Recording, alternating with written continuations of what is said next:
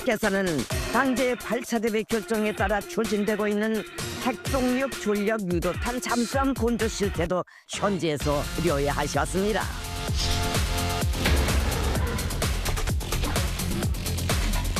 조선 반도에 사상 처음으로 1000개가 넘는 각종 핵무기들을 반입하여 대한민국 전 지역을 극동 최대의 핵전초기지 핵화약고로 전변시켰던 한국이 서방 무력까지 때없이 끌어들여 전쟁 광란을 벌이고 있습니다.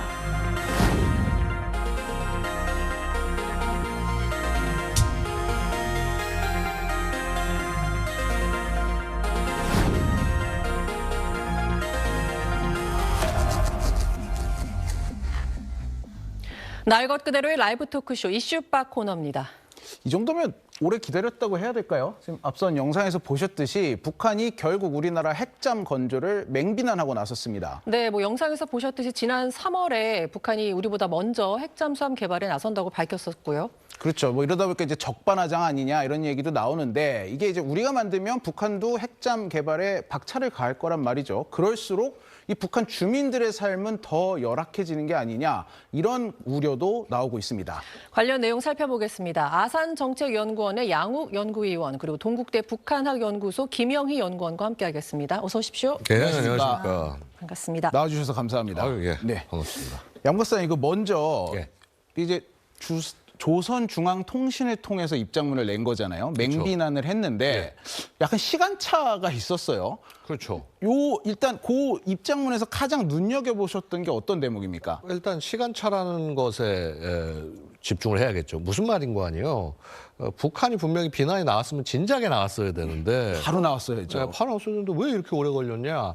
결국은 이 조인트 팩트 시트 그래서 네. 한미의 이 공동 발표문을 기다린 것이 아니냐. 그 말은 뭐냐면요. 북한도 긴가민가 했던 거죠. 정말 저거 되는 거야? 네, 네. 이렇게 이재명 대통령, 트럼프 얘기를 했는데, 야, 저거 되겠냐? 그러고 이제 바라보다가 이게 양쪽에서 다 확인이 되고 추진되는 거가 되니까 이제 맹비난 모드로 들어온 것이 아닌가.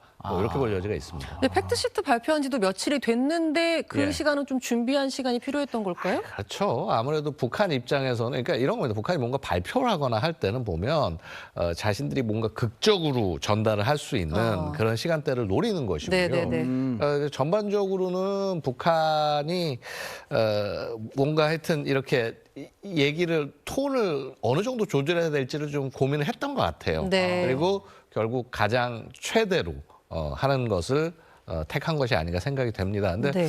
사실은 보면 이전 같으면은 이렇게 미사일을 쏜다거나 그렇죠. 그런 행동들과 같이 나왔을 텐데 네. 그렇지 않았다라는 부분은 최근에 그 북한의 흐름과도 좀 연계가 된다고 봐요. 무슨 말씀인가 하니 보면 올해요 북한 미사일 발사가 별로 적었죠, 그렇죠? 별로 없었어요. 예, 네. 보통 북한 미사일 시험 발사면 여태까지 보면 연간 30회, 40회 이렇게 됐는데 그렇죠. 제가 이제 올해 보고서 쓰면서 이제 집계를 해보니까 지금 한 17차례 정도. 근데 그 17차례도 거기서 만약에 방사포라든가 이런 걸 제외하면 네. 실제로 한 2차례, 3차례 이것밖에 안 되는 거예요. 확 줄었네요. 확 줄었죠. 근데 이런 북한이 드디어 평화를 원해서 무슨 조용히 우리하고 얘기하려고 미사일 안 쏘냐 그게 아니라 지금 북한은요.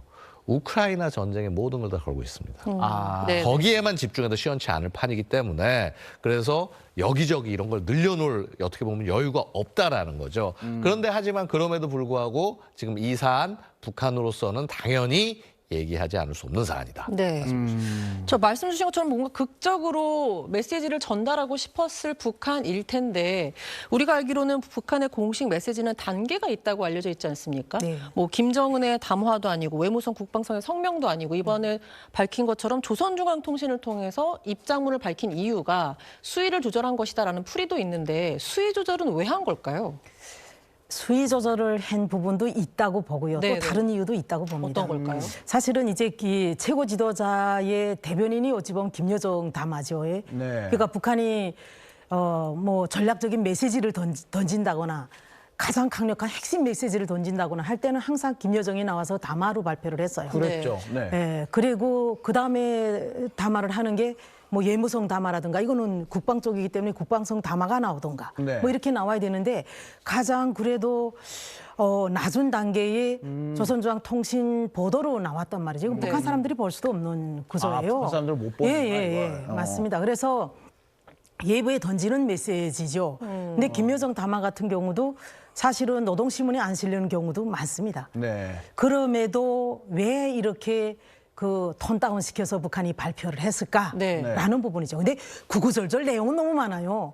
공동설명서 내용을 다 조목조목 뭐 할인율 그 미국이 관세 할인해 준 것부터 시작해서 조목조목 하나하나 다 분석 평가를 하고 논평을 했더라고요. 그런 부분들을. 근데 저는 개인적으로 이런 생각을 해봤어요. 이걸 보면서 느꼈던 게 북한이 지금 현 시점에 이 문제를 김여정 담화로 사실은 이게 핵 추진 잠수함을 미국이 승인해 준 것 자체가 북한에도 위협이 되죠. 그렇죠. 이제 뭐 양욱 박사님께서 말씀을 해주시겠지만 근데 그럼에도 불구하고 왜 이렇게 톤 다운 시켰을까라고 생각을 해보면 지금 이 시점이 이제 11월이죠. 이제 12월이 되고 1월 달이면 북한이 9차 당대회를 합니다. 당대회, 어마어마하게 큰 대회를 하기 때문에 이건 정말 북한 역사에 진짜 최고의 행사거든요.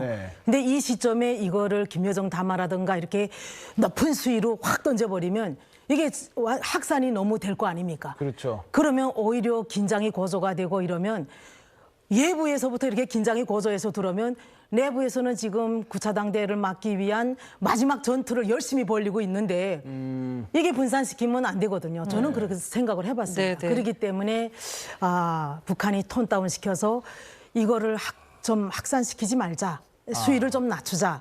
이런 것도 있지 않았는가라고 한편으로 생각하고요. 그다음에 또 하나는 뭐냐면 이게 핵잠이 당장 북한에 위협이 되는 건 아니지 않습니까? 그렇죠. 지금 당장 위협이 온다면 북한이 정말 엄청나게 막 비난을 퍼붓지 않았을까. 근데 그런 것도 있기 때문에 톤 다운 시켜서 약간 이렇게 조선중앙통신으로 그렇게 논평으로 보도한 건 아닌가. 뭐 추후에 카드로 남겨뒀다는 말씀을 또 주셨네요. 그럴 수도 있죠. 네, 알겠습니다. 양 박사님, 지금 이제 방금 김 박사님도 외부의 내부용은 아닌 것 같다라고 하셨는데 그렇다면 외부라면 뭐 어디 들으라고 했다고 볼 수 있을까요? 그러니까 기본적으로는 그럴 거예요. 지금 뭐 트럼프가 무슨 뭐 대화를 원한다, 뭐 기타 이제 이런 얘기를 하면서 야 과연 북한이 뭐 대화에 나올 거냐, 뭐 이런 얘기들도 있었고, 그러니까 북한 입장에서는 어쨌거나 전반적으로 상황이나 이런 것들을 자신에게 유리하게 국면이 형성되는 것 같았는데. 한국하고 미국이 손 딱 잡으면서 국면이 그렇게 안 된단 말이죠. 그러니까 이거는 어떻게든 비난을 해야 될 거 아닙니까? 근데 아까도 우리 김영일 박사님 말씀에 제가 100% 동의하는 부분 중에 하나가 뭐냐면요. 9차 당대회라고 하는 게 북한 입장에서 뭐냐면 지금 여태까지는 8차 당대회를 통해서 2021년에 얘기했던 내용들이 다 잘 이루어졌다. 김정은 얘기한 대로 다 됐다. 그래서 김정은 치력을 확 높여야 될 때란 말이에요. 그리고 그걸 바탕으로 9차 당대회 가고 자 보면 어떻게 됐냐면 그 8차 당대회에서 김정은이가 총비서가 되면서 그러면서 자기 위상을 살려놨잖아요. 또 뭔가 이제 자기 위상을 다시 새롭게 올려야 되는데 그럼 이 상황에서 이게 너무 강조가 돼서 자기의 치적이 뒤로 밀려나는 모습이 되면 안 된다는 거죠. 그래서 뭐 그런 부분들에 분명히 조절은 있었다고 보고요. 어쨌거나 북한 입장에서는 자신들 마음대로 이렇게 판이 돌아가는 판이 형성되지 않았기 때문에 이런 비난이 나온 거고요. 사실 북한에서 이런 비난이 나왔다는 거는 정부가 잘하고 있다는 뜻입니다. 지금 여러 가지 이제 정치적인 이유도 얘기를 해주셨는데 이 핵잠만 놓고 봤을 때도 김정은은 이걸 우리가 갖게 된다면 굉장히 민감할 수밖에 없잖아요. 우리가 핵잠을 보유를 딱 했을 때 북한이 가장 아파할 부분이 어디라고 보십니까?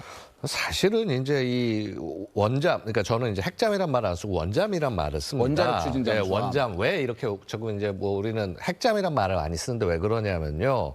자, 핵잠이라고 북한이 얘기하는 게 여러 가지 의미로 활용이 돼요. 자, 우리 핵잠수함이라고 하면 자, 이거 핵을 탑재한 잠수함을 얘기하는 거야? 핵을 동력으로 쓰는 잠수함을 얘기하는 그렇죠. 거야? 자, 이렇게 얘기가 된 거란 말입니다. 그래서 아직도 그렇게 생각하시는 분들이 있는데 보통 핵잠 하면 야, 이거 핵무기 아니야 생각하시는 분들도 아직 있을 겁니다. 네. 근데 우리가 일반적으로 뭐 핵잠 얘기를 하는 게 사실은 핵 추진, 원자력 추진 잠수함을 얘기를 하는 것이고요. 그래서 이제 사실 저희 같은 전문가는 원잠이란 말을 많이 쓰는데 네. 자, 이게 굉장히 뛰어난 무기다, 힘이 센 무기다를 강조하고 싶은 분들은 주로 정치권들이 핵잠이란 말을 많이 쓰죠. 그래서 마치 우리가 뭔가 핵무기를 가진 것 같은 그런 걸 주기 위해서. 근데 물론 대통령께서는 하시면서 야, 이게 무슨 우리가 핵무기를 보유한다는 건 아니다라고 얘기를 하긴 하셨지만 기본적으로는 그런 이미지를 만들고 싶어 한단 말이죠. 네. 자, 이게 되게 얼마나 웃기냐 하면은요. 2023년에 북한이 공개했던 최초의 실전용 탄도미사일 발사를 할 수 있는 잠수함, 네. 이 김군옥 영호함을 공개를 하면서요. 북한이 이거를 핵잠이라고 표현을 했단 말이에요. 근데 이 잠수함은 핵 추진이 아니라 원자력 추진이 아니라 일반 디젤 정식 추진 방식이고 다만 뒤에 이제 저기 뒤에 달려 있는 부분에서 미사일을 발사하는데 저 미사일이 핵 미사일을 쏠 수 있다. 그래서 북한은 갑자기 또 저걸 핵잠이라고 불러요. 그래서 이게 뭔 소리냐? 자, 이게 이유가 있습니다. 왜 그러냐면요. 2021년 8차 당대에서 김정은이 호기차게 얘기를 합니다. 우리 핵잠 만들 거다. 핵잠 만들어야 된다.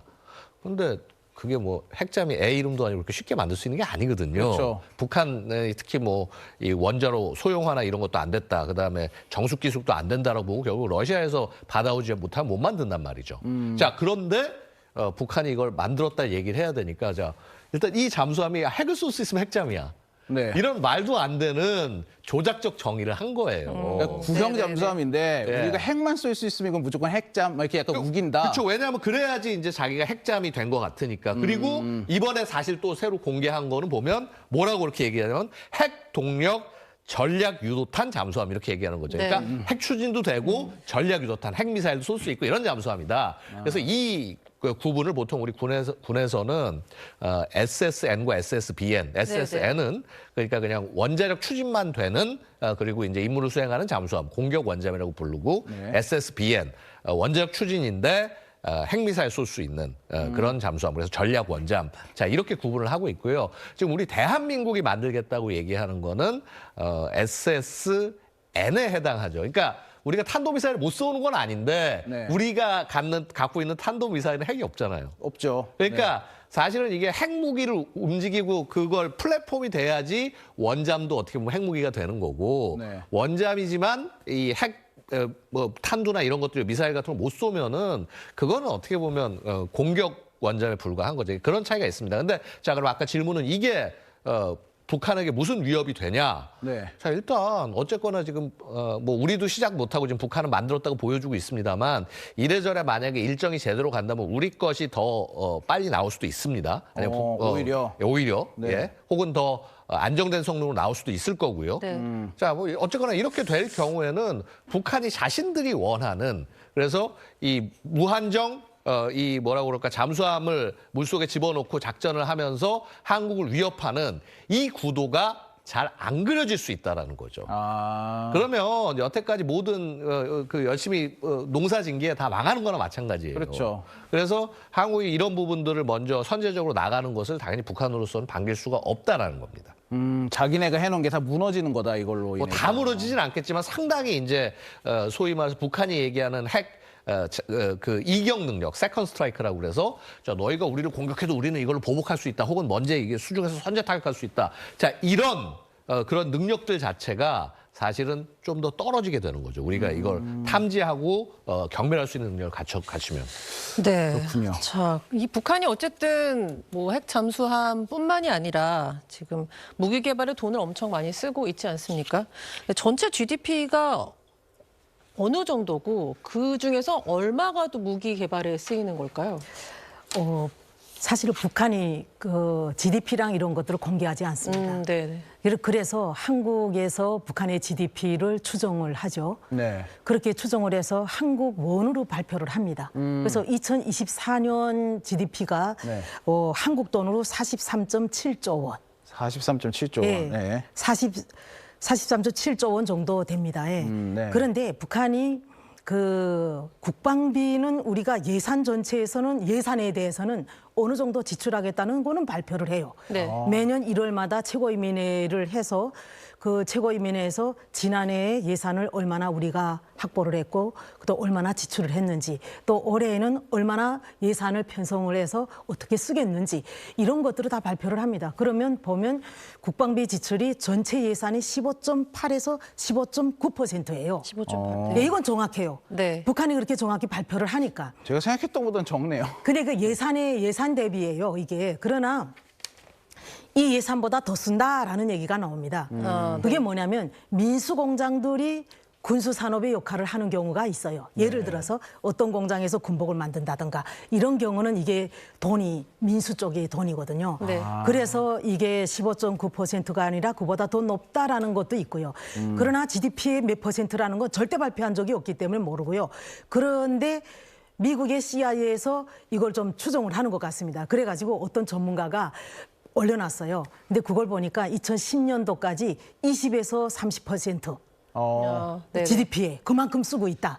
그리고 최근에는 30%, 5%까지 쓴다. 35%. 예, 그러면 평균에서 20에서 30% 쓴다고 하면 43.7조 원을 대비를 해보니까 8조 7천억 원.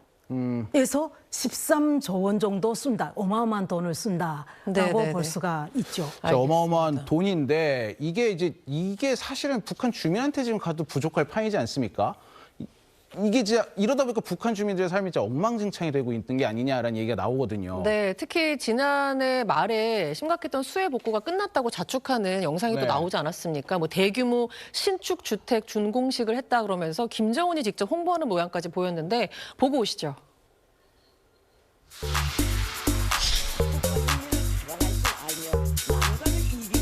훌륭한 사회주의 리상촌으로 전변되었다고. 정말 천지 개벽이 일어났다고. 자, 천재 개벽이라고 말했는데요. 어느 정도인지 보겠습니다. 가깝게 주민을 해봤는데. 이게 125배 주문해서 찍었대요. 네. 근데 이게 지금 신축 아파트래거든요. 근데 칠이 다 벗겨져 있고 베란다에서는 이렇게 꼬마아이가 용변을 보고 있고 이제 흙바닥에서 지금 밥을 먹고 있거든요. 그리고 저 빨간색 뭐라 그러죠? 세숫대야라고 그러나요? 예, 거기서 국을 퍼서 먹는 딱 봐도 굉장히 열악한 모습입니다. 이게 이제 천지개벽한 모습이 이 정도다. 예, 이게 저기 김 박사님, 이제 북한 내부 사정 워낙 잘 아시잖아요. 네. 북한에서도 오셨으니까. 이거 수해 복구 끝난 거 맞습니까? 이게 신축이라고 볼 수 있나요, 이거를? 신축은 신축인 것 같습니다. 아, 저게? 예. 어. 보니까 어떤 모습의 주택인 건가요? 그래서 신축이라고 말씀하시는 걸까요? 일단은 아파트잖아요. 네네. 13층으로 올라갔고 맞아요. 한쪽은 7층이더라고요. 제가 보니까 네. 그런 상황이고 그다음에 도색도 이렇게 돼 있는 거 보니까 신축이긴 신축인데 9개월 됐다고 하더라고요. 예, 지어진 지. 신축인 신축인데 저게 이제 7층까지는 아마 엘리베이터가 없을 것이고요. 북한 7층까지는 다 걸어 다닐 수가 있으니까 그다음에 14층은 아마 엘리베이터가 있겠지만 전기가 와야지 엘리베이터를 탈 수가 있고 그쵸. 전기가 설사 온다 해도 출근 시간, 퇴근 시간 외에는 절대 순간기라고 하는데 순간기를 돌려주지 않아요. 그렇기 때문에 그게 아니면 다 걸어 다녀야 되고 네네. 그러니 전기가 안 오면 물이 안 나오지 않습니까? 이제 물이 그렇죠. 수도가 나오게 되면 물을 받아서 이렇게 통에 받아놨다가 전기 오면 물을 쏴주는데 1층부터 물이 올라가거든요. 이렇게. 네. 그러면 밑에 층에서 물을 틀면 위층에는 압이 약해서 안 돼요. 그래서 저기 베란다에서 용변을 본 아이가 제가 지금 찍힌 깜짝 걸까요? 놀랐는데 물이 왜 저기서 올라가지 않아서? 용변을 봤을까? 네네. 물의 문제이기도 하지만 네. 사실은 저게 신축 아파트는 화장실이 다 개별적으로 들어가 있어요. 네네. 옛날에는 공동 화장실이 있었거든요. 그러니까 개별적으로 들어가다 보니까 그게 아마 양변기 아니면 자변기이지 않을까. 수세식이긴 수세식인데 네. 그렇게 돼 있으면 물을 계속 퍼여야 되잖아요. 거기다가. 근데 물이 없어서 그럴 수도 있겠지만 저의 이탈일 수도 있다고 생각을 해요. 아, 그래요? 개인의 이탈이라고요? 예, 저는 그렇게도 또 생각을 하는 왜 게 그렇게 뭐냐면 생각하시죠? 네. 화장실에 들어가서 그 자근이를 보면 네. 소변을 보게 되면 그냥 들어가서 물을 안 싸도 되거든요. 물을 안 여도 냄새가 날 뿐이지. 그쵸, 근데 저 애가 왜 저기 나와서 저런 일을 했을까? 라는 생각이 드는 거죠. 그다음에 큰일을 보면 사실은 물을 내려야 되니까 네. 그게 문제인데 자세히 물이 안 보니까 내려가니까 아까 고층에 물이 안 올라와서 그렇죠. 그런데 그 물을 지금은 다 길어서 집에다 이렇게 물통에다 담아놓기 때문에 네. 요즘은 옛날엔 그랬어요. 90년대는 저런 일이 너무 많았죠. 용변을 봐서 베란다로 던지고.